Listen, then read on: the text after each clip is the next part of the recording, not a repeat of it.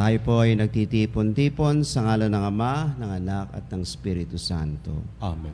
Sumainyo ang Panginoon. At sumayin rin. Sa ating pagdiriwang ng misa, ating ginugita ang ating mahalang inang si Maria.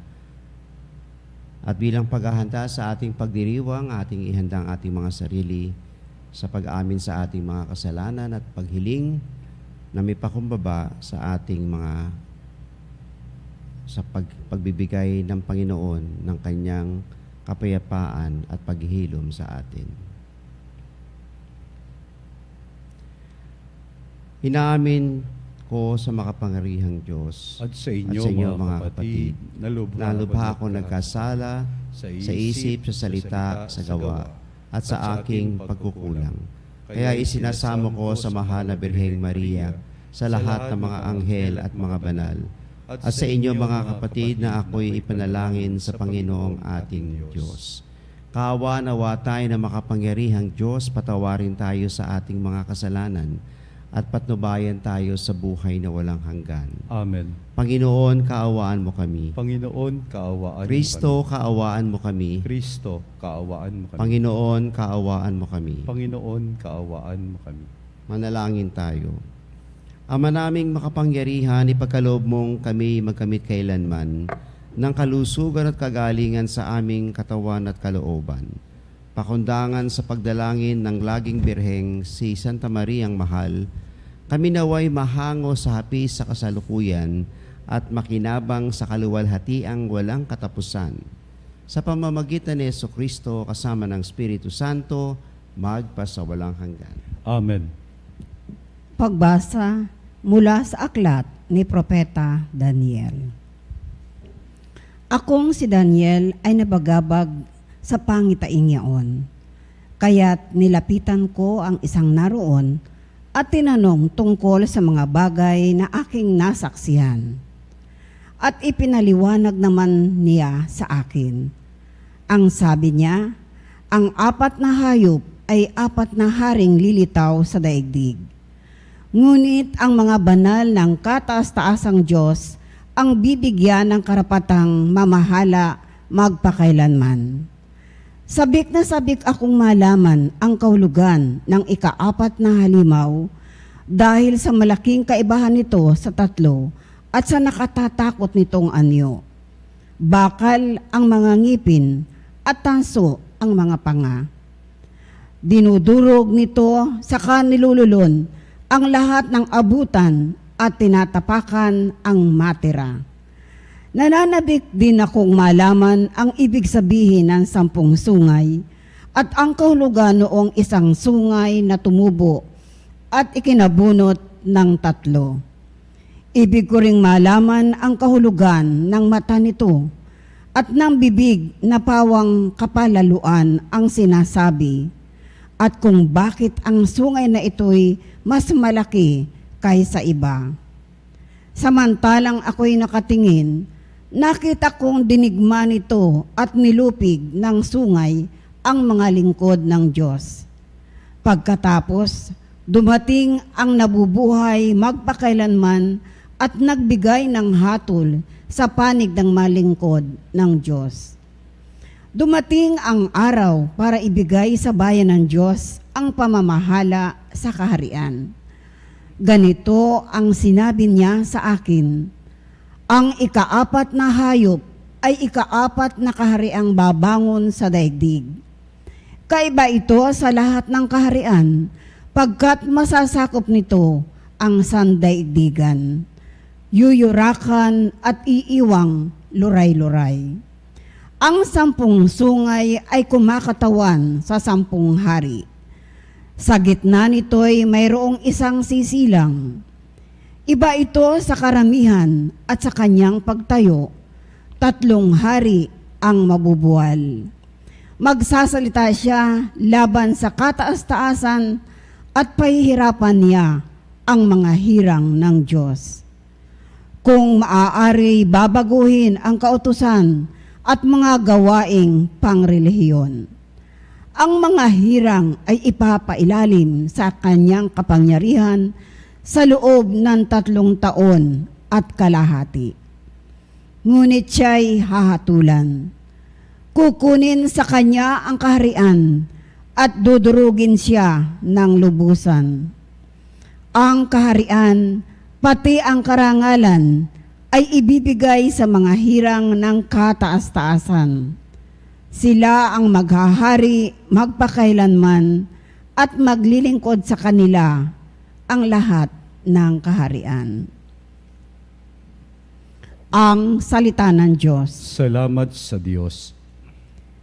Dakilait papurihan ang poon magpakailanman. Dakilait papurihan ang poon magpakailanman. Lahat ng tao sa daigdig, purihin ninyo ang Panginoon. Awitan siya ng papuri at dakilain magpakailanman. Dakilait papurihan ang poon magpakailanman. Purihin ninyo ang Panginoon, bansang Israel. Awitan siya ng papuri at dakilain magpakailanman. Dakilait papurihan ang poon magpakailanman. Purihin ninyo ang Panginoon, mga saserdote ng Diyos. Awitan siya ng papuri at dakilain magpakailanman. Dakilait papurihan ang poon magpakailanman. Purihin ninyo ang Panginoon, mga lingkod ng Panginoon. Awitan siya ng papuri at dakilain magpakailanman. Dakilait papurihan ang poon magpakailanman. Purihin ninyo ang Panginoon, kayong lahat na mga tapat. Awitan siya ng papuri at dakilain magpakailanman. Dakilait papurihan ang poon magpakailanman. Purihin ninyo ang Panginoon, kayong lahat na mga banal at mababang loob. Awitan siya ng papuri at dakilain magpakailanman. Dakilait papurihan ang poon magpakailanman.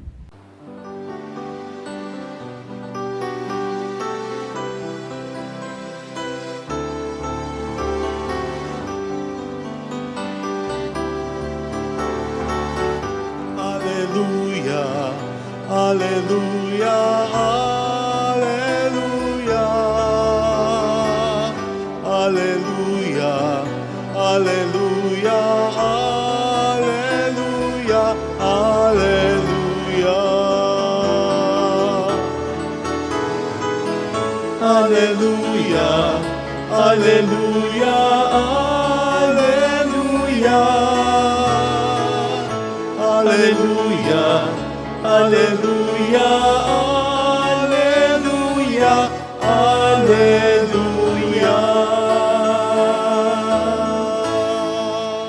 Sumainyo ang Panginoon. At sumairi. Ang pagpapahayag na mabuting balita ng ating Panginoon ayon kay San Lucas. Papuri sa iyo, Panginoon. Noong panahong iyon, sinabi ni Jesus sa kanyang mga alagad, "Mag-ingat kayo na huwag magumon sa katakawan at paglalasing at mabuhos ang inyong isip sa mga hintindihin sa buhay na ito. Baka abutan kayo ng araw na iyon na hindi handa. Sapagkat darating iyon nang di inaasahan ng tao sa buong daigdig. Kaya't maging handa kayo sa lahat ng oras. Lagi ninyong idalangin na magkaroon kayo ng lakas upang makaligtas sa lahat ng mangyayaring ito at makaharap sa anak ng tao." Ito ang mabuting balita ng ating Panginoon. Pinupuri ka namin, Panginoong Heso Kristo. Meron po akong kataga na binabahagi sa aking mga estudyante at mga seminarista. At marahil ilang beses ko na rin po yata nabanggit yun dito dahil ito po ay very applicable sa pang-araw-araw na buhay natin. Ito po yung katagang, what you focus on expands, and what you give less attention to gradually diminishes and eventually disappears. No? Ulitin po natin. No? What you focus on expands, and what you give less attention to gradually diminishes and eventually disappears. Sa Tagalog pa, kung ano yung madalas mong binibigyan ng pansin o atensyon, yun ay unti-unting lumalaki. Ngunit, ang mga bagay naman na hindi mo masyadong pinapansin, no? Hindi binibigyan ng atensyon, yan ay unti-unting lumiliit hanggang sa mawala. Kaya maganda po yung ating tanungin ng ating mga sarili. Sa araw-araw, ano ba yung madalas nating binibigyan ng pansin o atensyon? O sabihin na natin, ano ba yung madalas nating pinagkakabalahan? At kung ano man yung ating laging pinagkakabalahan, yan po yung nagiging orientation natin. At marahil maganda rin tignan natin, ano ba yung dinudulot nitong tinatawag nating orientation? Na kung saan dito umiikot yung ating isip, dito umiikot yung ating damdamin, at dito rin umiikot yung ating mga pagkilos. No? Kaya ang ating Panginoong Jesucristo, binigyan tayo ng parang babala. Ayan, sabi niya sa atin dito, o mag-ingat kayo, huwag magumon sa katakawan at paglalasing at mabuhos ang inyong isip sa mga intindihin sa buhay na ito. Isang paalala po sa atin yan. Dahil pag tayo po ay nagkaroon ng yung ating orientation ay naririto lagi, naisasang tabi po yung ating Panginoon. At bigla na lang, at kadalasan sa buhay natin, nabubulaga tayo dahil, teka muna, parang sabihin natin nabubulaga kasi may mga nangyayari sa buhay natin na talagang marahil hindi natin agad-agad nakakayanan. At pag hindi natin nakakayanan ng mga bagay na to, saan tayo tutungo? Saan tayo lalapit? O sino lalapitan natin para makayanan natin ang lahat ng ito? Kaya sinasabi sa atin ng Panginoon kinakailangan tayo ay laging nakatutok sa Kanya. Ang atensyon natin ay laging nasa Kanya. Ang ating orientasyon sa buhay ay dapat umiikot sa Panginoon, sa panalangin. Ano bang ibig sabihin kasi ng manalangin? Lagi tayong manalangin. Ang ibig sabihin po ng panalangin yung bang, kung sabihin na natin na yung pagbibigay natin ng atensyon ay nagiging orientation. So kung ang ating dasal ay nakatutok sa Panginoon, yun ay nagiging orientation natin. At hindi lang yun nagiging orientation natin. Ito ay magbibigay ng balanse sa buhay natin. Alam mo, isa po sa mga problema ng karamihan ng mga tao ngayon, yung buhay hindi balanse. Pag sinabi itong hindi balanse, talagang naubos ang oras nila sa mga bagay na mga material. No? Marahil ang mga oras nila nauubos sa mga bagay na, halimbawa, yung mga nagiging preoccupation ng mga tao ngayon. No? Lahat ng mga bagay na may kinalaman po sa mga digital communication, nandiyan yung mga Facebook. Labihin na natin lahat po yan, mga social media. No? Para nauubos lahat ang oras doon. Siyempre, pag ikaw ay nagsimula dyan, mahuhook ka dyan, sabi nga the moment you start to open it, it will lead you to different areas of that will call your attention. Siyempre, pagka nandun tayo, ang tendency ay mag-i-increase yung ating attention doon, nag-e-expand, so to speak, yung ating focus doon, at unti-unti na isasang tabi yung mga bagay na mas mahalaga. Halimbawa ngayon, bukas magsisimula na po yung ating first Sunday of Advent. Naku, pag pumapasok po yung sinasabi natin, pag pumasok ang December, mga tao masyadong busy. Kaya nga ito nga laging tanong, ano ba pinagkakabisihan po talaga natin? No? Usually, mga pinagkakabisihan natin, medyo, minsan, kinakailangan magnilay-nilay. No? Kaya ngayon, maganda rin kung may pagkakataon kayo, makati kayo sa mga recollection, sa mga talks about Advent, bigyan niyo po ng time. Bakit? Para at least mabago naman yung ating pananaw sa buhay o ma-challenge naman yung ating orientasyon. Kung lalo na kung yung ating life orientation ngayon hindi nagdudulot ng kapayapaan at kasiyahan sa atin. Alam niyo, ito po may mga signs May mga signs dapat nating, kaya nga parte yan ng pagiging, yung sinasabi ng Panginoon yung magiging alert, no? Yung kasama po dito, yung pagiging alert natin, yung bang may mga signs na, kung may mga signs na malungkot ka, may mga signs na hindi ka mapayapa, signs yan na, teka muna, bakit na kailangan magkaroon tayo ng tinatawag na reorientation, no? Bakit na kailangan balikan natin yung mga mga ginagawa natin, yung mga pinagkakabalahan natin, na dapat ba to ituloy? O ba kailangan ihinto na natin? No? Dahil nga sinasabi ng Panginoon, pag iyan itutuloy mo, baka mabulaga ka ng pagdating ng Panginoon. Ano ibig sabihin ng pagdumating ng Panginoon? Marami mga bagay na hindi mo inaasahan. At pag mga bagay na may mga bagay na hindi mo inaasahan, na ito ay mula sa Panginoon, talagang ito ay magiging kagulat-gulat sa atin. At posible na hindi natin ma-appreciate yung mga bagay na magaganda na gustong ipahayag sa atin ng Panginoon. Ano yun naman ang Panginoon lagi lang ang kanyang hangarin ay mabigay sa atin yung mga bagay na mga mabubuti. At kung meron man mga bagay na hindi maganda na nangyari sa buhay natin, siguro tayo din ang gumagawa ng dahilan Pero pagka nandun na tayo sa mga sandali na talagang nahihirapan na tayo, tandaan po natin, sabi nga, ang Panginoon ay nandyan lang lagi.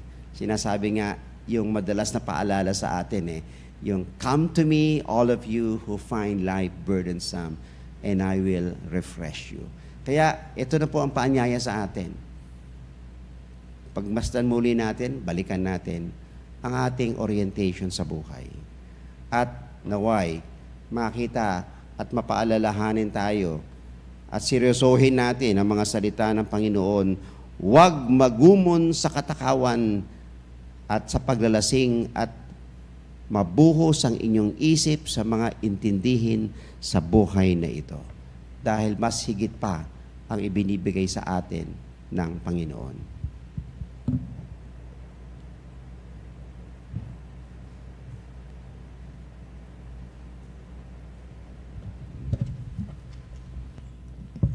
Manalangin tayo sa Diyos Ama para tulungan tayong maghanda sa pagdating ng ating Panginoon sa ating daigdig at sa ating buhay.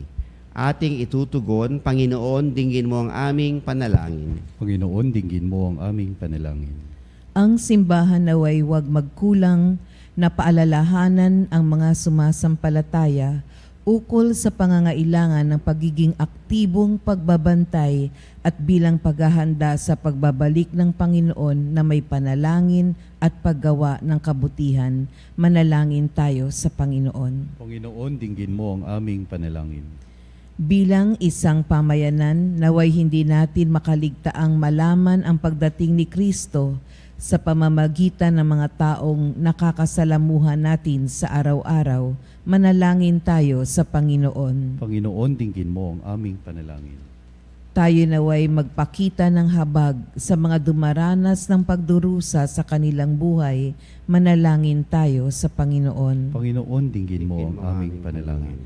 Ang mga matatanda, mga nalulumbay at mga may sakit, naway madama ang mapagpagaling na presensya ni Kristo. Manalangin tayo sa Panginoon. Panginoon, dinggin mo ang aming panalangin. Ang mga yumao naway matagpuan si Kristo sa kanilang makalangit na paglalakbay. Manalangin tayo sa Panginoon. Panginoon, dinggin mo ang aming panalangin. At sa katahimikan nating ipahayag sa Panginoon ang ating mga sariling kahilingan.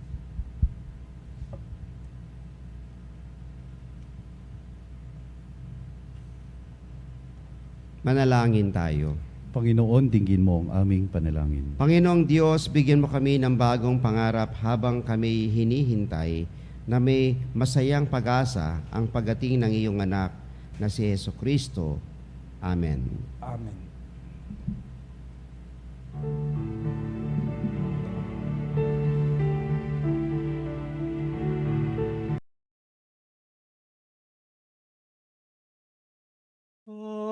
Pag-aalay namin sa naay talugdan mo, isang bayan na nagpupugay, nagmamahal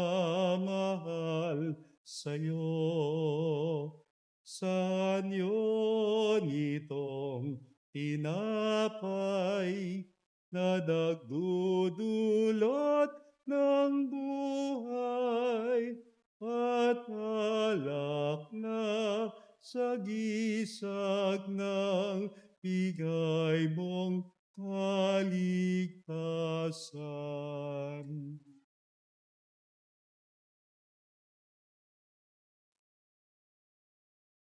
Manalangin tayo upang ating mga panalangin at alay ay kalugdan ng Diyos na makapangyarihan sa lahat. Tanggapin nawa ng Panginoon itong paghahain sa iyong mga kamay sa kapurihan niya at karangalan sa ating kapakinabangan at sa buong sambayanan niyang banal. Ama namin lumikha, ang iyong nagkatawang taong anak ay tumulong nawa sa aming ginagawa upang siya na iniluwal ni Maria nang di bumawas kundi lalo pang nagpaganap sa pagkabirhen, ay magpagindapat na kalugdan mo ang aming paghahain sa ikapagpapatawad ng mga kasalanan, sapagkat siya ang Panginoon kasama mo at ng Espiritu Santo magpasawalang hanggan. Amen. Sumainyo ang Panginoon. At sumairin. Itaas sa Diyos ang inyong puso at diwa. Itinaas na namin sa Panginoon. Pasalamatan natin ang Panginoong ating Diyos. Marapat na siya ay pasalamatan. Ama naming makapangyarihan, tunay ngang marapat na ikaw ay aming pasalamatan. Bukod mong pinagpalang maging ina ni Hesukristo ang mahal na birheng nagpupuri at nagagalak sa iyo. Ikaw ang gumawa ng tanang dakilang bagay. Ikaw ang lumilingap sa lahat kailanman. Nilingap mo ang mahal na birhen bilang iyong abang alipin na iyong binigyan ng tungkuling kumalinga sa anak mong manunubos namin.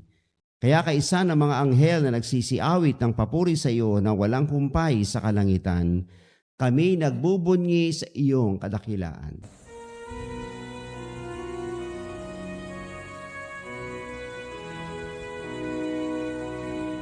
Santo, Santo, Santo, Panginoong Diyos ng mga hukbo, napupuno ang langit at lupa ng kadakilan mo. Hosana, Hosana sa kaitaasan, pinagpalang na paririto sa ngalan ng Panginoon. Hosana, Hosana sa kaitaasan.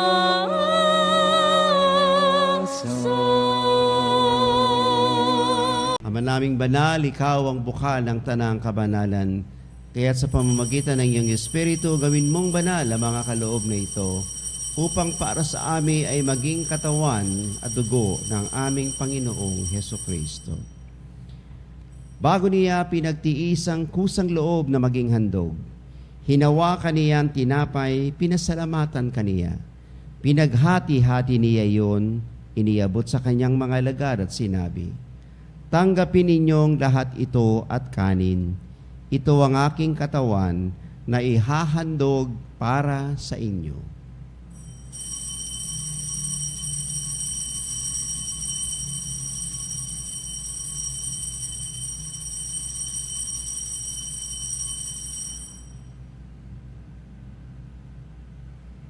Gayon din naman nung matapos ang hapunan, hinawakan niya ang kalis at muli kaniyang pinasalamatan.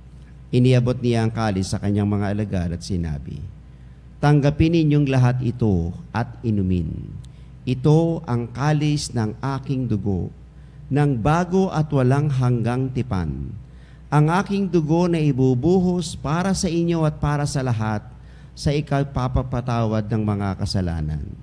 Gawin ninyo ito sa pag-alaala sa akin."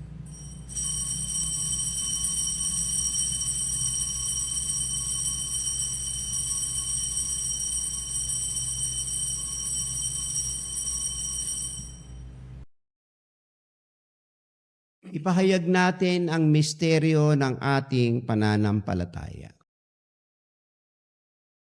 Si Kristo'y namatay, si Kristo'y nabuhay, si Kristo'y babalik sa wakas ng panahon.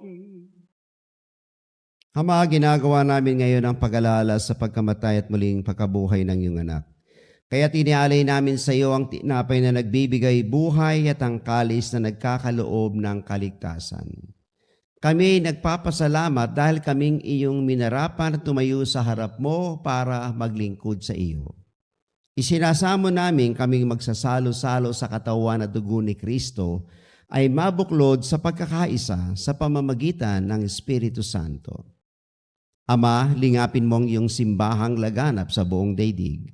Puspusin mo kami sa pag-ibig kaysa ni Francisco aming Papa, Honesto aming Obispo, at ng Tanang Kaparian. Alalahanin mo rin ang mga kapatid naming nahimlay nang may pag-asang sila'y muling mabubuhay, gayon din ang lahat ng mga pumanaw. Kawan mo sila at patuloyin sa iyong kaliwanagan. Kawan mo at pagindapatin kaming lahat na makasalo sa iyong buhay na walang wakas.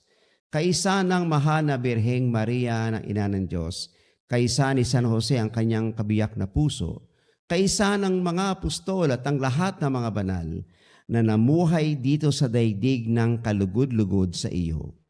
May pagdiwang nawa namin ang pagpupuri sa ikararangal mo sa pamamagitan ng iyong anak na aming Panginoong Hesukristo.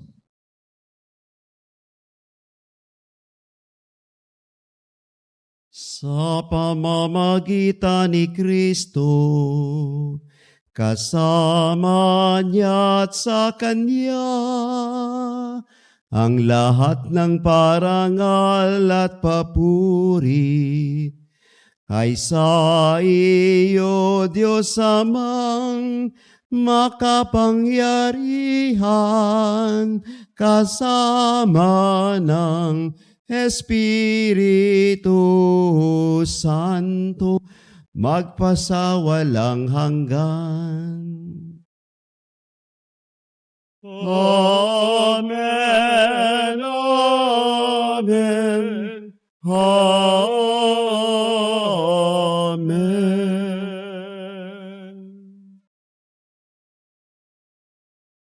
Kung pag-ibig, tayo'y manalangin sa Ama sa panalangin tinuro sa atin ni Jesus.